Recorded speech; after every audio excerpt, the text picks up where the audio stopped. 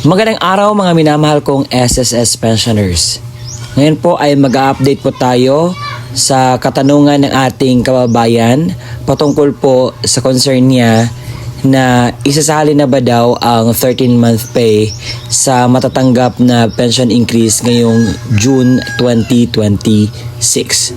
At yan po ang aking bigyang sagot na sa gayon po ay mas klaro po sa atin ang balitang ito. Hindi po ito gawa-gawa dahil nakabase po ito sa website or article na akin pong ipapakita po sa inyo. But bago yan, inaanyahan kita na tapusin mo ang video nito hanggang sa dulo na sa gayon makuha mo po ang punto ng video kong ito. Sa hiling po ng ating mga minamahal na SSS pensioners, natupad na po ang inyo pong pangarap na magkaroon ng pension increase. At ito ay mabibigay ng mas maaga sa June 2026. At heto po ang article na nagsusupport dito sa aking sinasabi. Sabi po dito, maagang implementasyon ng pension increase in support sa mga SSS pensioners. In-advance po ang pag-implement ng pension increase naka-schedule na dapat sa September.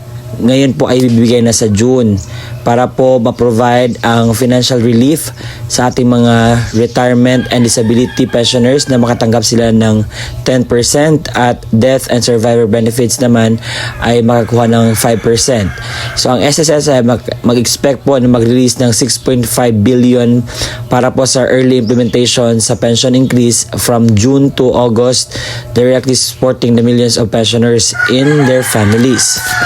So ito ay pag-fulfill ng mandato sa SSS ay remain committed sa pag-response na kanilang mga miyembro sa mga kinakailangan nila, ensuring the prudent management and long-term sustainability of the Social Security Fund sa present future generation.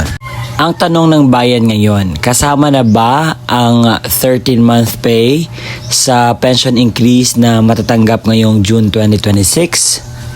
Ang sagot po ay hindi po kasali dahil ang 13-month pay ay doon po talaga ibibigay sa December.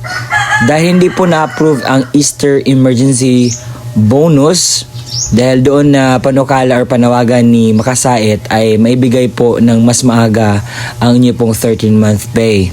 But sad to say na hindi siya na-aprubahan at ang inaprubahan po ay ang pension increase na mas maagang ibibigay.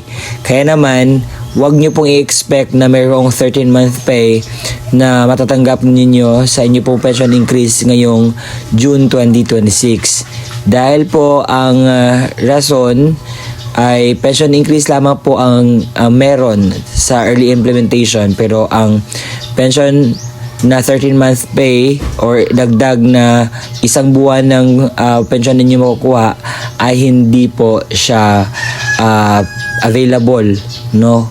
Sa mga nagtanong, wala po itong kasaling 13-month pay. Baka may nakita kayong mga vlogs dyan na kasali daw yung 13-month pay sa June 2026 ay hindi po yun totoo dahil wala po talagang pruweba or programa that supports na sabi po na ibibigay ng mas maaga ang 13-month pay ninyo. And I hope that helps po.